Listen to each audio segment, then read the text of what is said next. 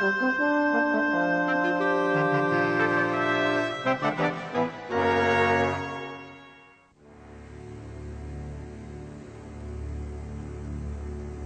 Federal Reserve System virtually controls the nation's monetary system.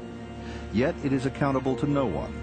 It has no budget, it is subject to no audit, and no congressional committee knows of or can truly supervise its operations.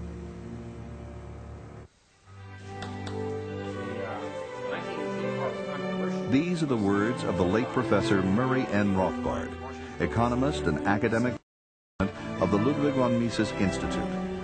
The Institute is dedicated to the ideals of a free market and sound money. This program is dedicated to the memory of Murray N. Rothbard and his prolific work on money and banking.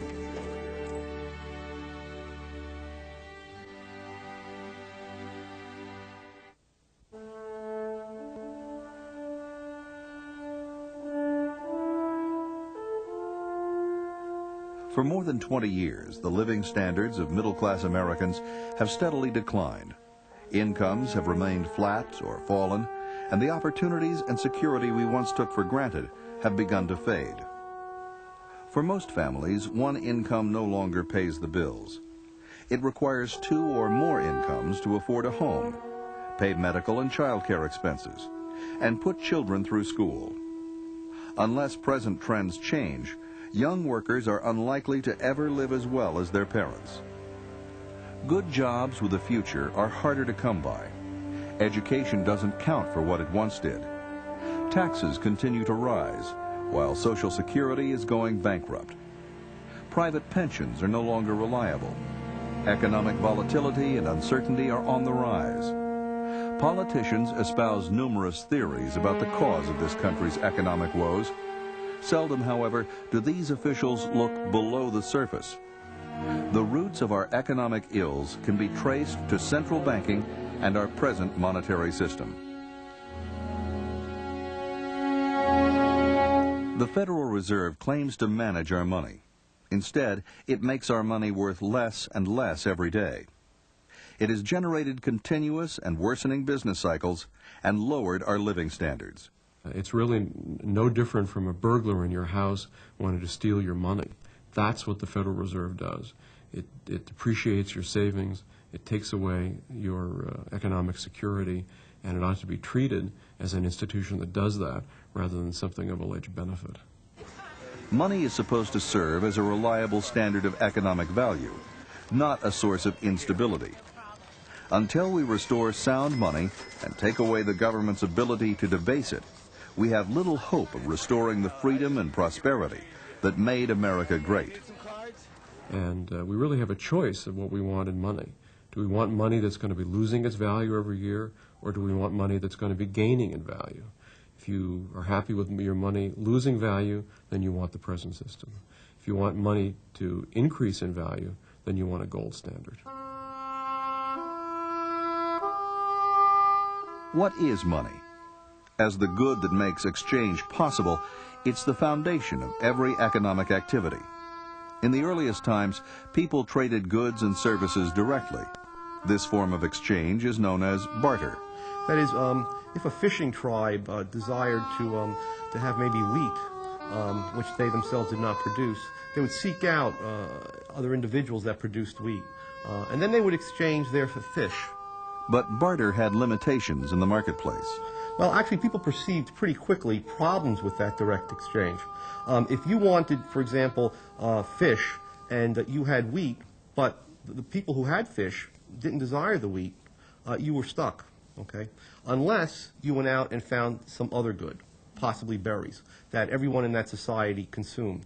Then you would trade your wheat for the berries in full confidence then that you could turn around and trade the berries for the fish or anything else that you desired.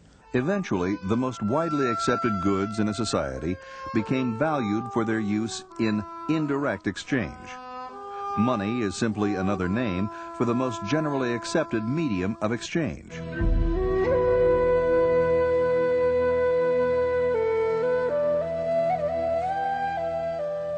Throughout history, many goods have served as money.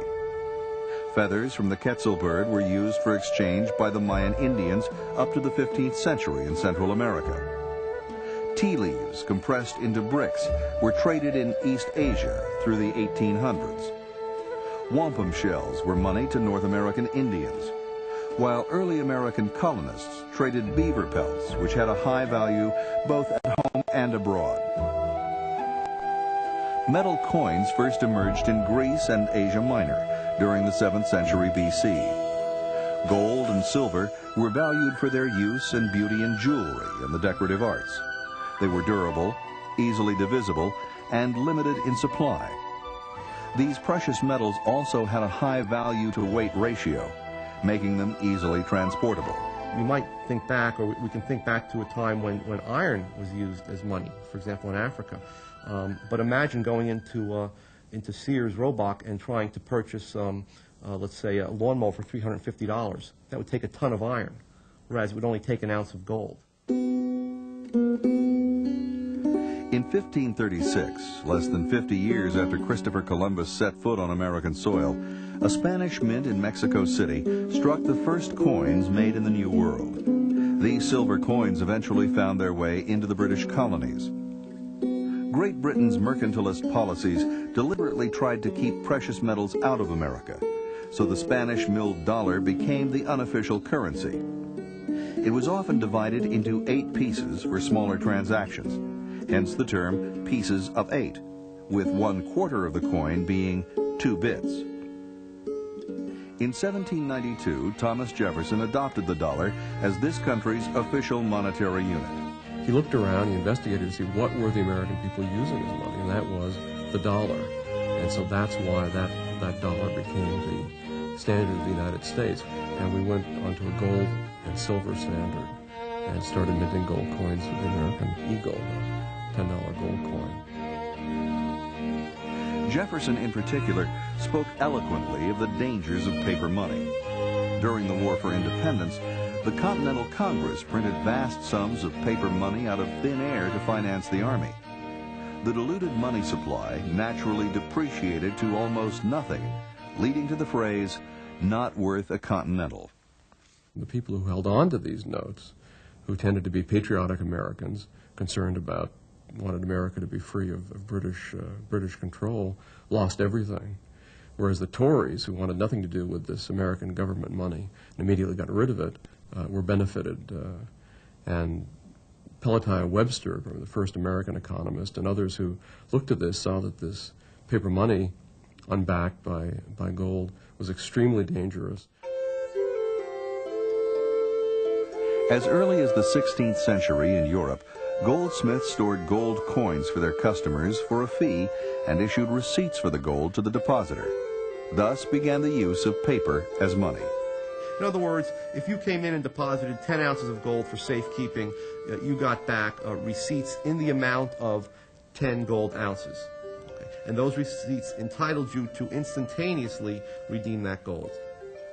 These receipts soon became widely accepted as a means of exchange, since it was easier and safer to use the receipts for significant transactions. This was the origin of banknotes as money substitutes. These first bankers then took this process one step further. In effect, if the goldsmith had 1,000 ounces of gold and 1,000 ounces of legitimate receipts being held by the depositor of that gold, he could increase his profits by merely printing up another 1,000 ounces worth of receipts and lending them out. Okay. In which case you would effectively get 50% reserve banking or fractional reserve banking.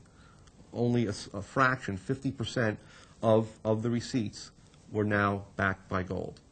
There was no longer a 1-to-1 ratio of paper to gold. Now there could be 3 or 4 pieces of paper in circulation for every unit of gold in the vault. These bankers were no longer simply storing or warehousing gold for a fee. They were artificially inflating the money supply and loaning out these phony receipts at interest. This system became known as fractional reserve banking and was later transported to the early American colonies. It formed the root of American commercial banking and ultimately the Federal Reserve System. This is a fraudulent system. It's not allowed in any other business. If you had a grain warehouse that had loaned out the grain it was supposed to have in storage, that's considered criminal. The guy'd go to jail. But the banks are the one industry that's allowed to get away with this and to profit from it.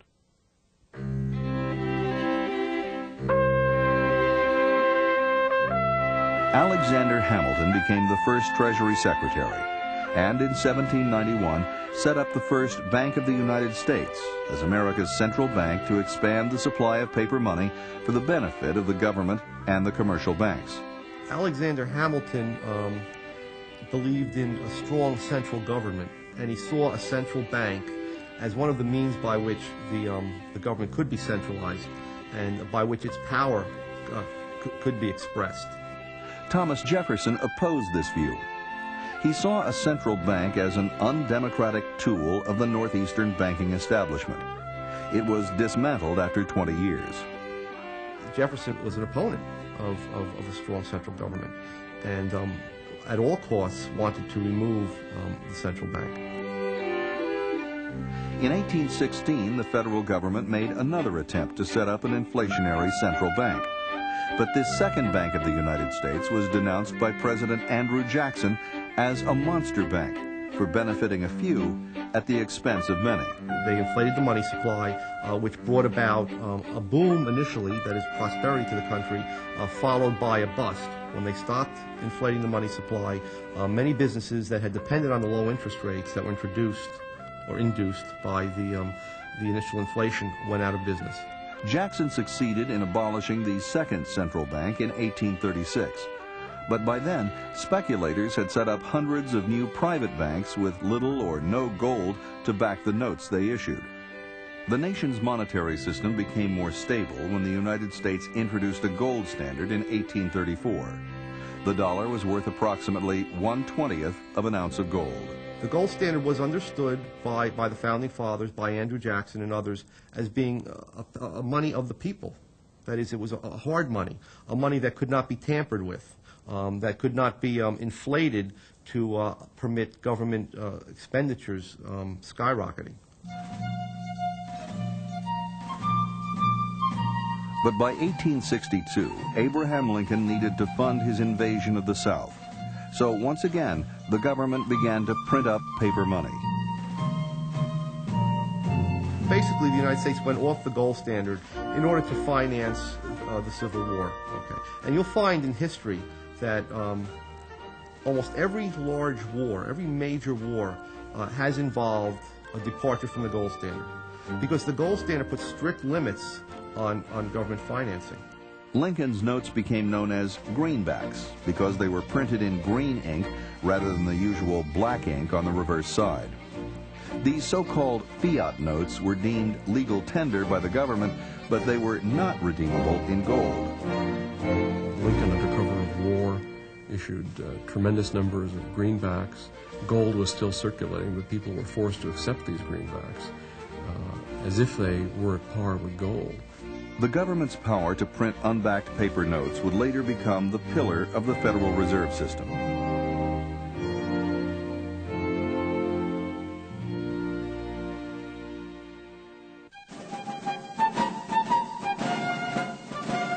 After the Civil War, the nation's monetary system became sounder when the U.S. adopted a gold standard. We went back on the gold standard in 1879 and had probably the greatest period of growth and of prosperity ever in the country's history.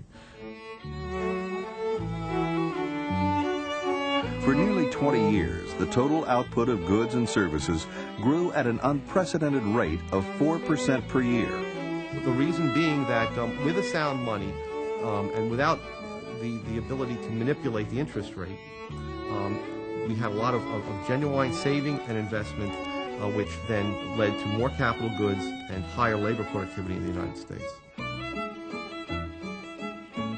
In the midst of this prosperity, the big industrialists and financiers were plotting to expand their empires with the help of government.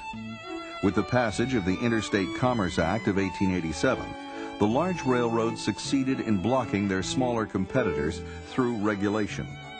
The ICC was put in place in order to protect the railroad owners from competition. Okay? It was not the case that it was going to protect consumers or shippers. In fact, consumers were hurt because ultimately, with higher railroad rates, they were forced to pay higher prices for the goods and services that were shipped across the country. By 1896, they were poised to do the same thing with the banks. Two camps emerged as leaders in this economic war. They were led by J.P. Morgan, the world's most powerful private banker, and John D. Rockefeller, the oil tycoon. Morgan and Rockefeller were great adversaries, but despite their business differences, they both favored a central bank. They wanted cheap credit and an inflated money supply to finance the expansion of their empires. Together, they led the campaign to sell the idea to the American public, which later led to the founding of the Federal Reserve. If the American people got wind of the fact that this bank was not in their interests, okay, if in fact they understood that it was in the interests of the financial elites who would use it to inflate the money supply and in doing so increase their own revenues, there would have been hell to pay. The legislation would have never passed under those conditions. So it had to be sold to the American people as a way of making their currency more elastic. The bank reform campaign received a boost in 1907 when there was a run on some of New York's biggest banks thanks to their fractional reserves. Panic spread among depositors who got wind of the bank's insolvency and tried to withdraw their money. The Knickerbocker Trust failed, and two other institutions went to the brink of bankruptcy despite a $35 million bailout from J.P. Morgan. Wall Street swiftly adopted the fear of bank failures to sell the idea of a central bank, or lender of last resort, to the American public. And so the Federal Reserve was to be the lender of last resort. In case any bank got into trouble, they wouldn't have to worry. They'd get the cash from Washington, D.C. The question is, however, whether it is really desirable to have such a thing as a lender of last resort. The correct position appears to me that every single bank should be responsible for its own debts and contractual obligations.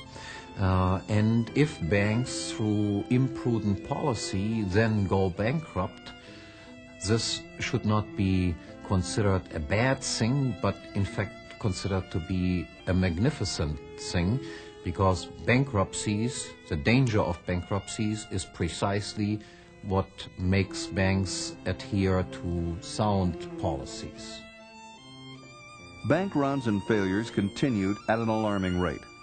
In 1908, the National Monetary Commission, headed by John D. Rockefeller Jr.'s father-in-law, Senator Nelson Aldrich, was set up to push for a central bank.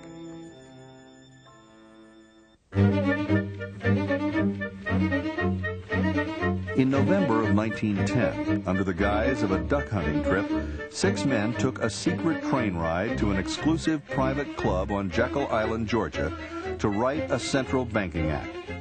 The classified gathering read like a who's who of American banking.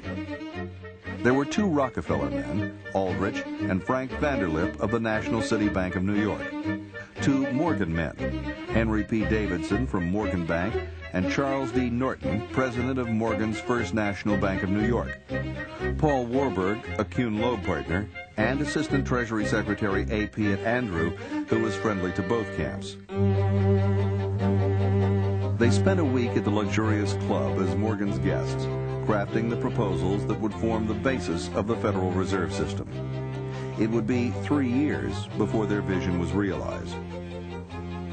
Just before Christmas, 1913, the Federal Reserve Act was passed by Congress and signed by President Wilson. It established a Federal Reserve System to oversee monetary policy and regulate the commercial banks.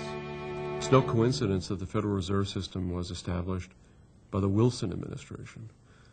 This was the height of the Progressive era, a time of tremendous government expansion and of special interest deals in Washington.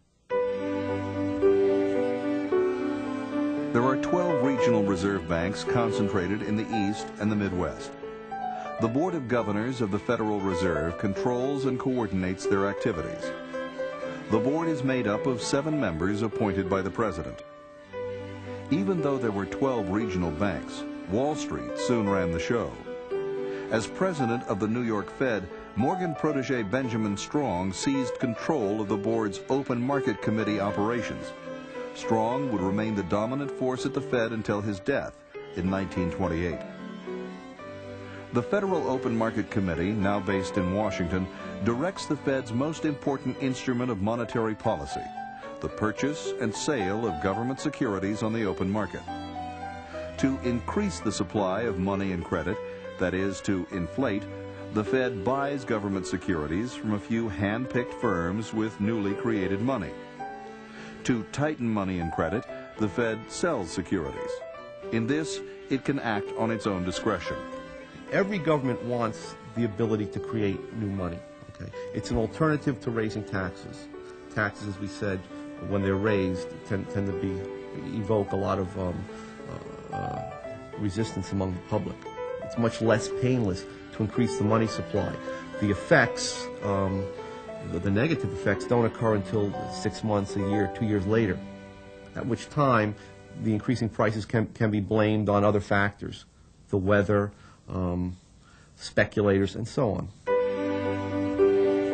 Another device the Fed uses to control the amount of money in circulation is setting the discount rate.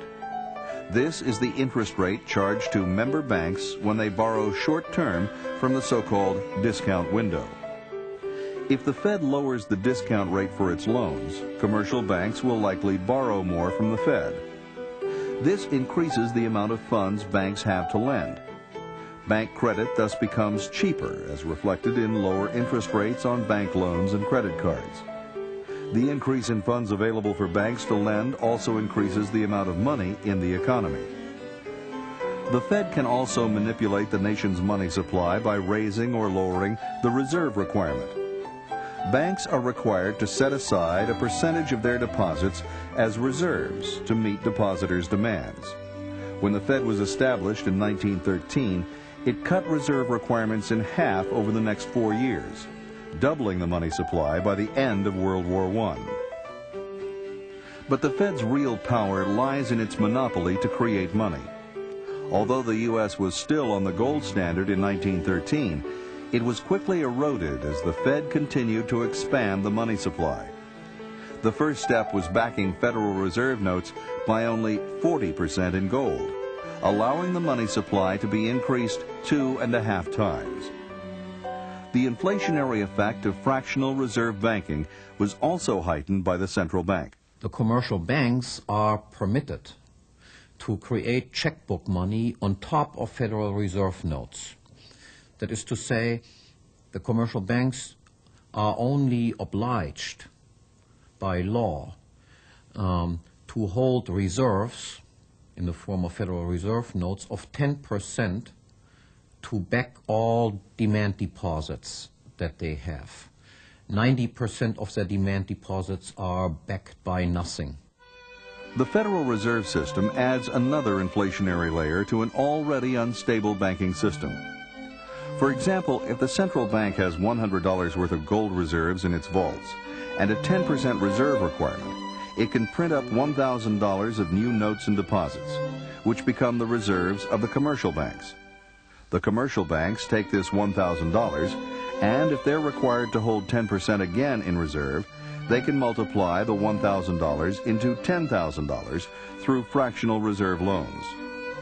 So an inverted pyramid is created with $100 worth of gold or real money at the bottom and $10,000 of inflated paper money at the top.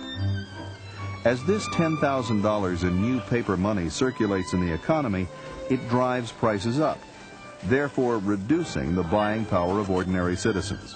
When they spend that money, the people who get the new money first and are able to buy products with it benefit, and the people who get it at the end lose, because when they go to spend it, prices have already gone up, and so they're able to buy less. And so there's a transfer of wealth and of power from some segments of the economy to others because of the actions of the central bank. And basically those who benefit are the government itself, big banks, and government contractors, and anybody who's closely associated with the federal government. By making enormous amounts of credit easily available, the Fed can also drive down interest rates, sending out the wrong signal to investors. It sets in motion an unsustainable investment boom that carries with it the seeds of its own destruction. It's this business cycle that is ultimately responsible for economic disasters such as the Great Depression. Soon after the Federal Reserve was established, the U.S. entered World War I. Once again, the government temporarily abandoned the gold standard to print more money to finance the war effort. The U.S. government borrowed heavily, and the national debt ballooned from $1 billion to $27 billion. A sharp spike of inflation followed. This set off a cycle of rapid expansion and contraction in the economy. To dampen the overheated economy, the Fed halted its inflation, causing interest rates to nearly double over the next 18 months.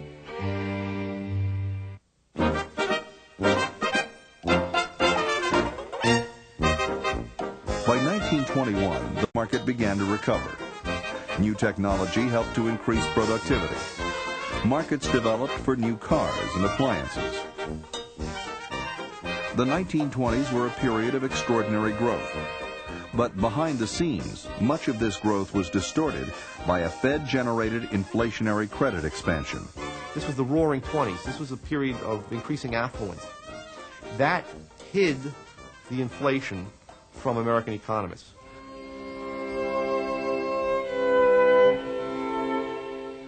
The Fed-generated bubble burst in the Wall Street crash of October 1929. Speculators who had borrowed money to buy shares when bank credit was readily available saw the stock market lose 1/3 of its value. Bank loans totaling $7 billion were outstanding. As the speculators defaulted on their loans, bank failures spiraled and the Great Depression set in. Depositors lost their bank accounts, both their savings deposits and checking deposits. They saw them disappear into thin air. In 1932, Franklin D. Roosevelt was elected president and quickly implemented a New Deal policy of spending us to prosperity. Even though we needed lower taxes and lower spending, his administration would seek unprecedented amounts of money to finance its big government programs. In his inaugural speech on March 4, 1933, Roosevelt vowed to put an end to poverty and the unemployment lines and get people back to work. It didn't work. The Depression got worse, thanks to increased central planning. FDR only succeeded in making the monetary system even less sound. Just after taking office, the president declared a 4-day nationwide bank holiday, absolving the bankrupt fractional reserve banks of any need to repay their depositors. But before the banks reopened, the Roosevelt administration had to come up with a scheme that would lead people to believe that new deposits would be safe. It created the Federal Deposit Insurance Corporation to lull the public into a sense of security. In reality, the Federal Deposit Insurance Corporation holds just 0.5% of all the deposits it insures. But what people are counting on is that the Fed, as the lender of last resort, would step in and print whatever money would be necessary to prevent a massive bank run.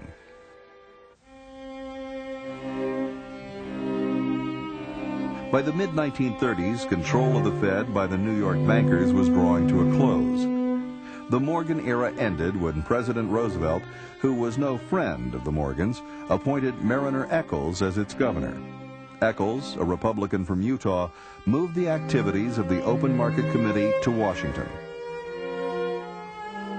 President Roosevelt was on hand for the dedication of a new $3.5 million building to house the Fed. I dedicate this building today to progress toward the ideal of an America in which every worker will be able to provide his family at all times with an ever-rising standard of American comfort. 1933 also marked the beginning of the end for the gold standard. There was no end to Roosevelt's appetite for spending on such New Deal programs as the gigantic $13 billion Tennessee Valley Authority, which flooded vast areas of productive farmland to provide government-subsidized electricity. The Works Progress Administration, which spent $11 billion on make-work jobs and pork-barrel public works. But the U.S. currency was tied to gold, which limited the amount of money the Fed could print to pay for these costly projects. So the government scrapped the gold standard for American citizens in 1933, and then Roosevelt confiscated the people's gold.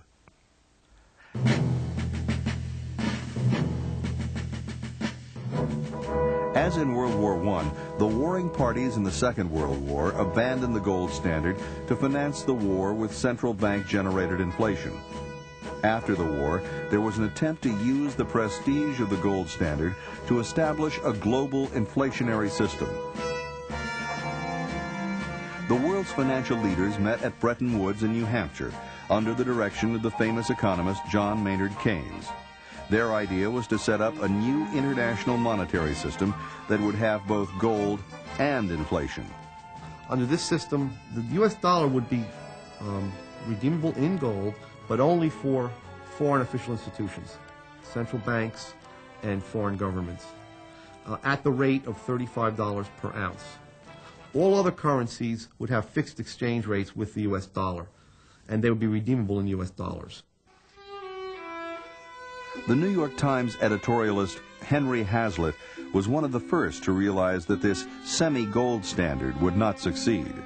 Even from the very beginning, it was doomed to failure, and this very outstanding journalist at that time, Henry Hazlitt, predicted it wouldn't work, because he says the temptation will always be that the government will print more money because they will accept these dollars and they won't demand the gold and won't hold the government in check. And he was absolutely right.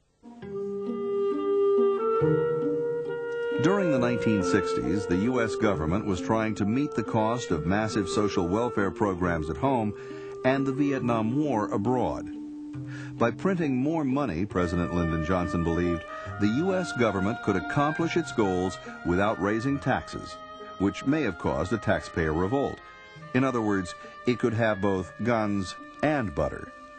We will make sure that every dollar is spent with the thrift and with the common sense which recognizes how hard the taxpayer worked in order to earn it. But the more money the U.S. printed, the more it eroded the value of the dollar. Nervous foreigners began redeeming their dollars in gold, as they were entitled to do under the Bretton Woods Agreement. After paying out billions in gold, the U.S. was left with $36 billion worth of outstanding debt to foreign creditors and gold reserves worth just $18 billion. Rather than stop the inflation, in 1971, President Richard Nixon refused to redeem any more dollars.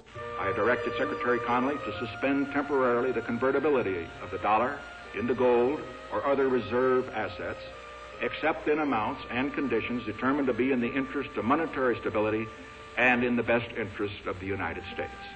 It was the death knell for the Bretton Woods semi-gold standard, and a triumph for the Federal Reserve. The dollar would no longer have even the illusion of a fixed value against other currencies. It would float against them, causing even more dislocation in foreign trade and massive uncertainties for businessmen. Worse, the final check on dollar creation disappeared, creating endless possibilities for inflation. It's running at more than 300% since 1971, thanks to the Fed's power to create money out of thin air and to insured deposits.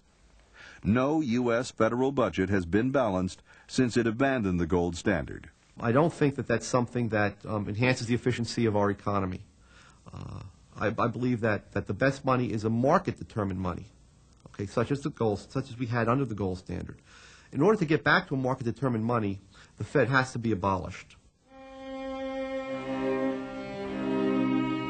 There is not now, nor has there ever been, any direct control over the Fed by the President or Congress. The meetings of the Federal Reserve Board are held in secret, and nobody knows exactly what goes on.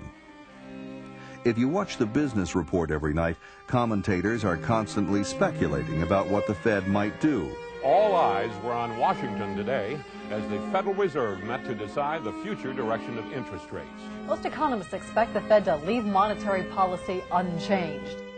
It has spawned a whole industry of Fed watchers who try to second-guess the Fed. The Federal Reserve has been surrounded by secrecy ever since its planning, its installation, and its operations to the present day. And the reason is because they can't tell the truth. If they told the truth, there'd be a revolution and there'd be a bunch of Americans there ready to all toss them out of the building. A recent attempt to open the Fed to public scrutiny came in 1993. The head of the House Banking Committee, Representative Henry Gonzalez of Texas, called for an independent audit of the Fed's operations.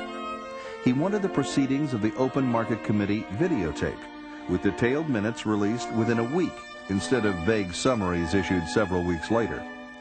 Gonzalez also proposed that the president choose the 12 heads of the Fed's regional banks instead of powerful bankers. Predictably, Fed Chairman Alan Greenspan resisted the changes.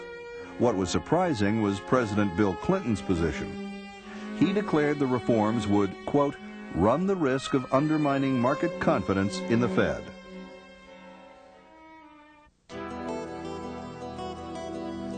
After the Mexican government inflated and devalued the peso in 1995, the Mexican economy went into a tailspin.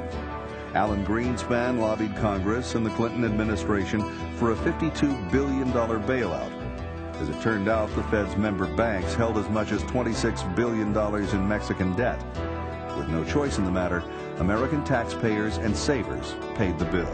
The congressmen themselves, from my experience there, they're pretty naive and they don't understand that the few that have to, like the chairman of the banking committee, is aware of this and goes along with it, and they continue to perpetuate this myth that the Federal Reserve brings about stability and they do good things for economic growth, even though they're the culprits. They're the ones who have caused all the problems. They're the ones who caused the recession, the unemployment, and the downsizing of business and all the ill effects that we have to witness. But their PR job is excellent because they have convinced most congressmen that they are very necessary to maintain stability and economic growth and all these wonderful things that they claim credit for. It is clear that the United States cannot rely on Alan Greenspan or any other Fed chairman to fight the chronic inflation that has wrecked our savings, distorted our economy, redistributed income and wealth, and brought us devastating booms and busts. Despite the established view, Greenspan, the Fed, and big commercial bankers are not the inflation fighters they pretend to be. The Fed and its allied banks are not part of the solution to inflation in the business cycle. They are the problem itself. To limit chronic inflation and boom-bust business cycles, the currency must be backed 100% by gold. That would remove the Fed's ability to print money, which amounts to no more than legalized counterfeiting. Instead, there would be a monetary system where gold serves to anchor the dollar, rather than the fiat reserves created by the Fed. If we were to establish a real gold standard, the average American family would benefit tremendously. First of all, there'd be more jobs, better jobs, more secure jobs, more business opportunities, no more business cycle, no more recessions and depressions. People's savings would be secure. You wouldn't have to worry if you put away money for your old age that its value would be stolen by the central bank and by the central government as they are today. Under a 100% gold standard, there would be no place for fractional reserve banking. For checking accounts and other demand deposits, the banks would keep reserves on hand to meet depositors' claims. Banks would receive a fee from their customers for keeping their gold. In loan banking, investors would hand over their money for a fixed period of time to earn interest. Once the gold standard is in place, individual bank depositors would always have access to their money, and investors would be kept informed of their balance sheet. And at a national level, a tight rein would be kept on government spending. You have relatively price stability. You have a stable purchasing power for the money. You eliminate the business cycle. You have reasonable interest rates rather than gyrating interest rates, and you get rid of the political manipulation of interest rates and political manipulation of the money supply. And this then preserves wealth and builds wealth and allows for economic growth. It's as simple as this. Sound money means economic prosperity and limited government. Unsound money means inflation, recessions and depressions, and big government. What sort of system do we want for our families? Don't we want prosperity and security that we can hand on to future generations? Transition to a gold standard will not be easy, but as Murray Rothbard put it, the alternative is much worse. Since 1980, the Fed has enjoyed the absolute power to do literally anything it wants. To buy not only U.S. government securities, but any asset whatever. To buy as many assets and to inflate credit as much as it pleases. There are no restraints on the Federal Reserve. The Fed is master of all it controls. For more information on the Federal Reserve, write the Ludwig von Mises Institute, Auburn, Alabama, 36849-5301, or call area code 334-844-2500. Also available from the Mises Institute is The Case Against the Fed, an insightful examination of the Federal Reserve's operations by Murray N. Rothbard.